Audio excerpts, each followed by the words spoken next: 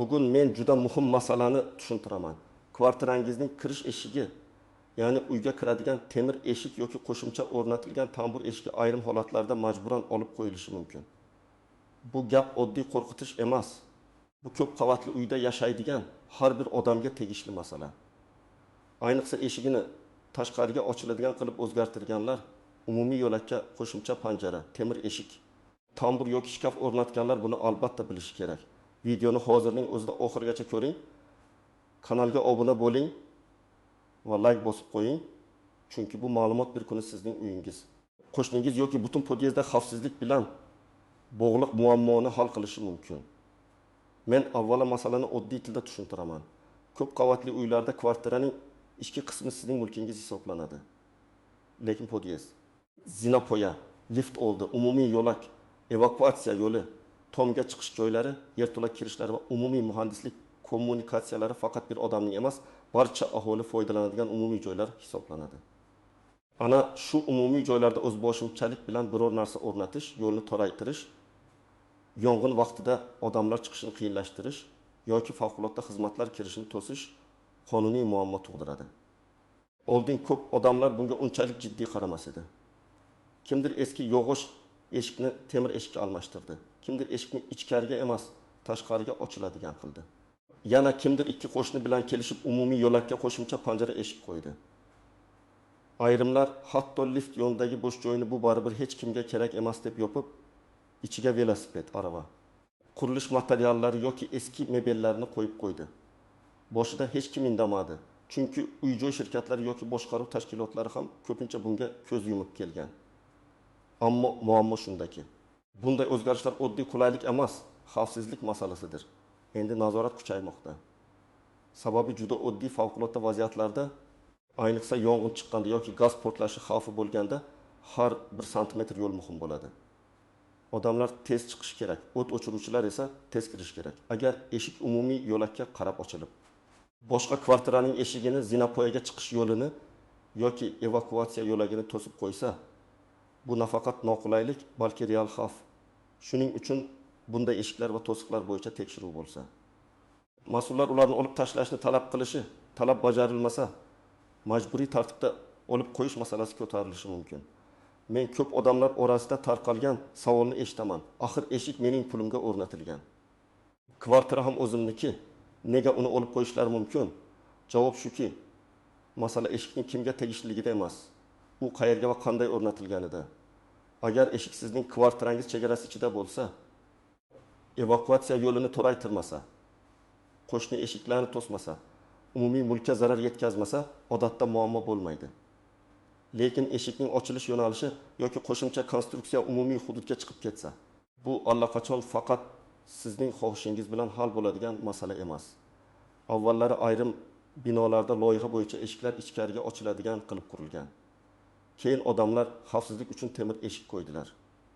Lekin ustalar tashqariga ochilsa mustahkamroq bo'ladi deb maslahat berdi. Haqiqatan ham tashqariga ochiladigan eshikni ichkaridan tepib sindirish qiyinroq bo'lishi mumkin. Lekin ko'p qavatli uyda faqat o'g'irlikdan himoya emas, yong'in xavfsizligi, evakuatsiya, qo'shnining huquqi, favqulodda xizmatlar kirishi ham hisobga olinadi. Bir odamning xavfsizlik uchun qilgan qarori boshqalarning xavfsizligini kamaytirsa, davlat organlari va boshqaruv tashkiloti aralashadi. Misol keltiraman. Tasavvur qiling, 9 qavatli uyning 6 qavatda 2 kvartira bir-biriga qarama-qarshi joylashgan. Ikkala kvartira ham temir eshikni tashqariga ochiladigan qilib o'rnatgan. Birinchi eshik ochilganda yo'lakning yarmi yopiladi. Ikkinchi eshik ochilganda esa zinapoyaga o'tish deyarli to'siladi. Oddiy kunda bu ko'zga tashlanmasligi mumkin. Lekin yong'in paytida tutun ichida odamlar pastga yugurayotgan bo'lsa, bir eshik ochiq qolsa ham yo'l torayadi. Nogironligi bor odam, keksalar, bolalar aravachasi. Kislorod balloni bilan ishlayotgan qutqaruvchilar o'ta olmay qolishi mumkin. Ana shu sababli bunday eshik mening mulkim degan bahona bilan himoya qilinmaydi. Yana bir misol. 3 xonadon bitta kichik koridordan foydalanadi. Ular kelishib umumiy koridor boshiga katta temir eshik qo'yishadi. Ichkariga poyabzal javoni, bolalar velosipedi, bankalar, qurilish asboblari joylashtiriladi. Bir qarashda hamma rozi, hech kim shikoyat qilmayapti. Lekin bu koridor loyiha bo'yicha umumiy foydalanish hududi bo'lsa, uni yopish uchun barcha mulkdorlarning roziligi boshqaruv tashkilotining xulosasi. Ayrim holatlarda tegishli ruxsat va xavfsizlik talablariga muvofiqlik kerak bo'ladi. Faqat uchta qo'shnining og'zaki kelishuvi yetarli bo'lmasligi mumkin.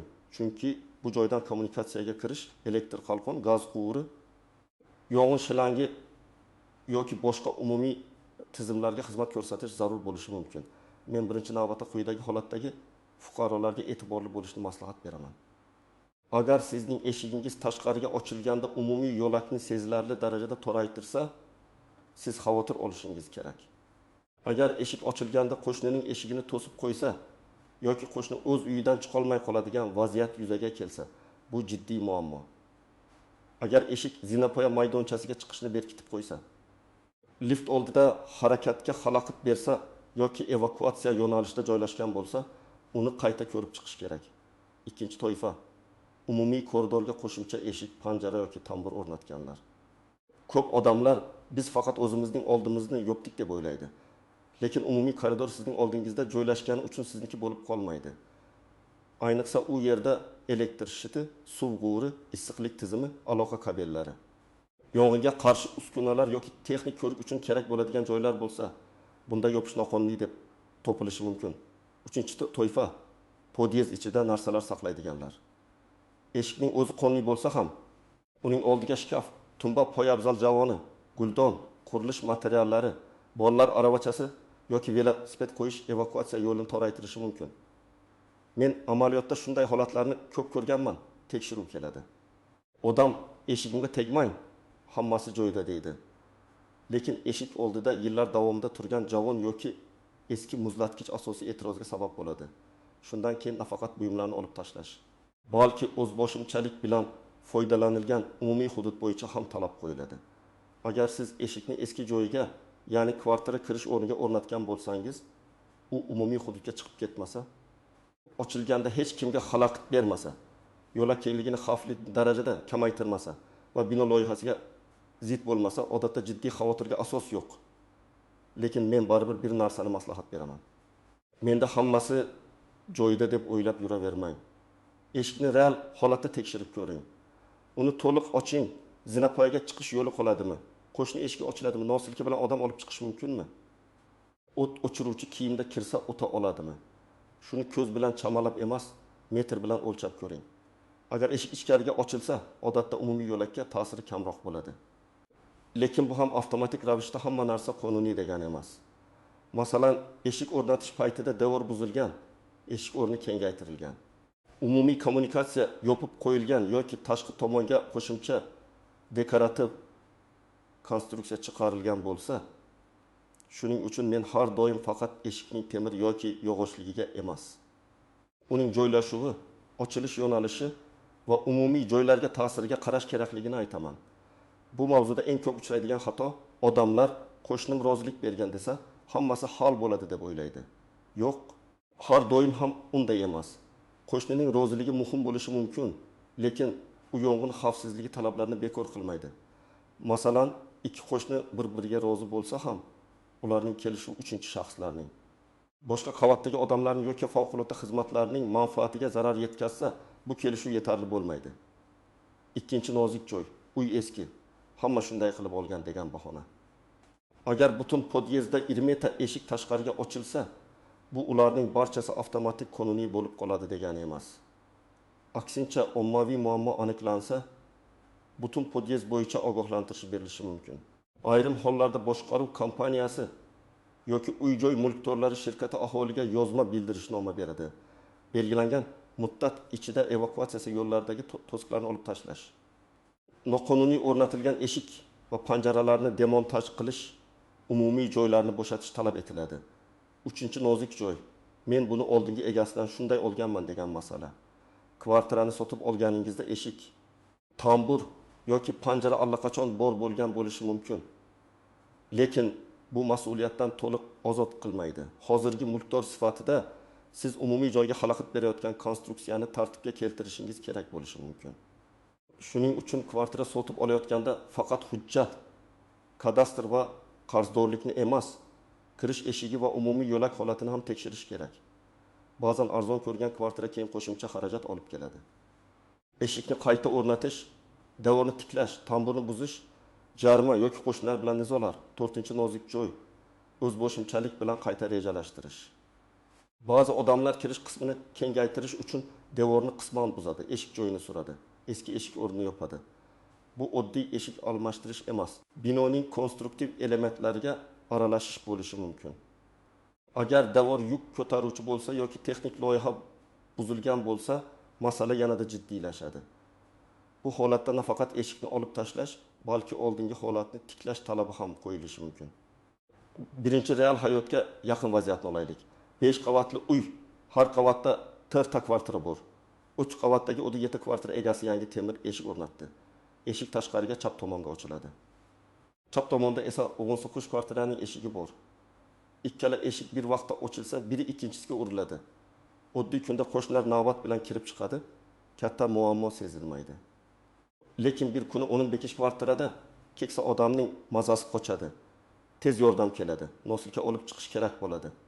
7 kvartiraning eshigi ochiq qolsa yo'l torayadi. Shikoyat yoziladi, tekshiruv keladi. Natijada 7 kvartira egasiga eshikning ochilish yo'nalishini o'zgartirish yoki xavfsizlik talablariga mos holatga keltirish majburiyati yuklanishi mumkin. Ikkinchi vaziyat. 12 qavatli yangi uyda 2 xonadon umumiy lift oldi maydonchasini temir panjara bilan ajratib olgan.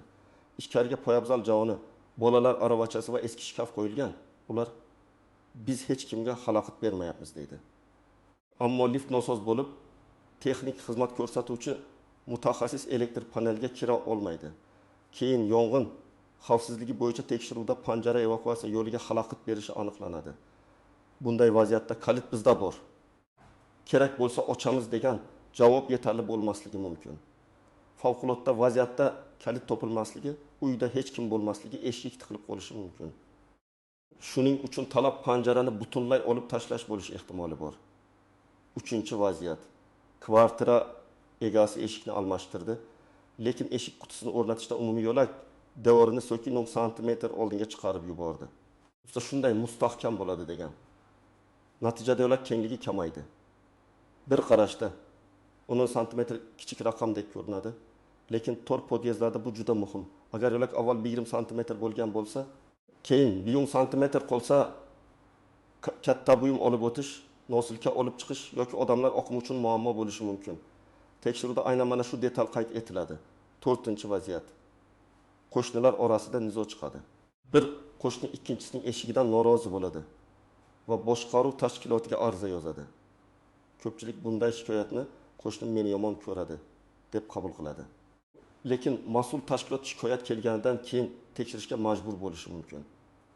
Agar haqiqatan ham eshik umumiy hududga xalaqit berayotgan bo'lsa, shikoyatchining xarakteri emas, obyektiv holat muhim bo'ladi. Shuning uchun nizoni shaxsiy tortishuvga aylantirmasdan eshik talabga mosmi yoki yo'qmi, shuni aniqlash kerak. Men bu joyda muhim narsani aniq aytaman. Odatda hech kim birinchi kuni kelib hech qanday hujjatsiz eshigingizni sug'urib ketishi kerak emas.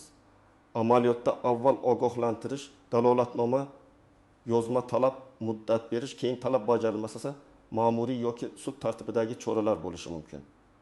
Lekin agar holat favqulodda xavf tug'dirsa, masalan yong'in chiqish yo'li to'silgan bo'lsa, elektrishni yopilgan bo'lsa, qutqaruvchilar kirish kerak bo'lsa, vaziyat tezroq hal qilinishi mumkin. Shuning uchun eshikka oid har qanday talab kelganda uni e'tiborsiz qoldirish noto'g'ri. Hech narsa qila olmaydi deb yurish eng xavfli yo'l. Chunki vaqt o'tib masala hujjatlashtiriladi, dalolatnoma tuziladi. Jarima yoki sud xarajatlari qo'shiladi. Oxir-oqibat siz baribir eshikni o'zgartirishga majbur bo'lishingiz mumkin. Bundan tashqari qo'shnilar bilan munosabat ham buziladi. Eng to'g'ri yo'l talabni o'qish. Qaysi norma yoki xavfsizlik sababi ko'rsatilganini aniqlash, joyni o'lchash, kerak bo'lsa mutaxassis chaqirish va masalani qonuniy tartibda hal qilish. Agar sizda tashqariga ochiladigan temir eshik bo'lsa, birinchi qadam sifatida eshikni to'liq ochib, u yo'lakni qancha to'sishini tekshiring. Qo'shni eshigi ochiladimi? Zinapoyaga o'tish qoladimi? Lift oldi yopilmayaptimi? Shuni ko'ring. Agar eshik ochilganda odam bemalol o'tolmasa yoki ikkita eshik bir-biriga urilsa, muammoni hozirdan hal qilgan ma'qul. Eshik ustasini chaqirib ichkariga ochiladigan variant. Boshqa tomonga ochilish yoki texnik jihatdan xavfsiz yechim bor yo'qligini so'rang. Ikkinchi qadam, boshqaruv tashkiloti, uy-joy mulkdorlari shirkati yoki servis kompaniyasiga murojaat qiling. Ulardan yozma ravishda tushuntirish so'rang. Sizning eshigingiz yoki tamburingiz bo'yicha e'tiroz bormi? Uy loyihasi va umumiy foydalanish joylari bo'yicha qanday talablar bor? Og'zaki gaplar bilan cheklanib qolmang. Chunki bugun bir xodim mayli desa, ertaga tekshiruvda boshqa xodim mumkin emas deyishi mumkin. Yozma javob keyin sizga vaziyatni tushunishda yordam beradi. Uchinchi qadam, hujjatlarni tayyorlang. Sizda kvartira hujjatlari, kadastr hujjatlari, eshik o'rnatilgan vaqtdagi shartnoma yoki ustaning hisob fakturasi bo'lsa, ularni saqlab qo'ying. Agar eshik avvaldan shunday bo'lgan bo'lsa. Kvartirani sotib olgan paytdagi fotosuratlar ham foydali bo'lishi mumkin. Lekin yana takrorlayman, bular eshikni qonuniy qiladi degani emas, faqat vaziyatni aniqlashda yordam beradi. 4-qadam. Agar sizga yozma ogohlantirish berilsa, unda ko'rsatilgan muddat va sababni diqqat bilan o'qing. Eshikni olib tashlang deb yozilgan bo'lsa, nima uchun olib tashlash talab qilinyapti? Evakuatsiya yo'li to'silgani uchunmi? Umumiy mulkka o'zboshimchalik bilan aralashilganimi? Qo'shni huquqi buzilganimi? Yong'in xavfsizligi talabimi? Sababni bilmasdan turib to'g'ri qaror qabul qilib bo'lmaydi. Kerak bo'lsa yozma e'tiroz yoki tushuntirish bering. Lekin buni hissiyot bilan emas, faktlar bilan qiling. 5-qadam, agar haqiqatan ham xato bo'lsa, uni cho'zmasdan tuzating. Ba'zan eshikni butunlay olib tashlash shart bo'lmaydi. Faqat ochilish yo'nalishini o'zgartirish yoki qo'shimcha panjarani olib tashlash yetarli bo'ladi. Ba'zan umumiy koridordan buyumlarni chiqarish bilan masala yopiladi. Lekin agar eshik evakuatsiyaga real xavf tug'dirsa, men qimmatga o'rnatganman degan gap yordam bermaydi. Qimmat eshik ham noto'g'ri joyda o'rnatilgan bo'lsa, muammo bo'lib qoladi. 6-qadam, yangi eshik o'rnatmoqchi bo'lsangiz, avval o'lchang va maslahat oling. Ustaga faqat eng mustahkam eshik qo'ying demang. Bu eshik umumiy yo'lakka xalaqit bermaydimi? Evakuatsiya talabiga zid emasmi? Qo'shni eshik bilan to'qnashmaydimi deb aniq so'rang. Usta eshikni o'rnatib ketadi. Lekin keyingi tekshiruv va mas'uliyat sizda qoladi. Shuning uchun qarorni mutaxassis va boshqaruv tashkiloti bilan kelishib qilgan yaxshiroq. Endi qarama-qarshi holatni ham aytaman. Agar qo'shningizning eshigi sizning chiqishingizga xalaqit bersa, yo'lakni to'sib qo'ysa yoki umumiy hududni noqonuniy egallab olgan bo'lsa, birinchi navbatda tinch yo'l bilan gaplashing. Sizning eshigingiz menga yoqmayapti demang. Aniq muammoni ayting. Eshik ochilganda mening eshigim yopilib qoladi. Bolam aravachasi bilan o'tolmayman. Yong'in bo'lsa zinapoyga yo'l to'rayadi. Elektr shiti yopilgan.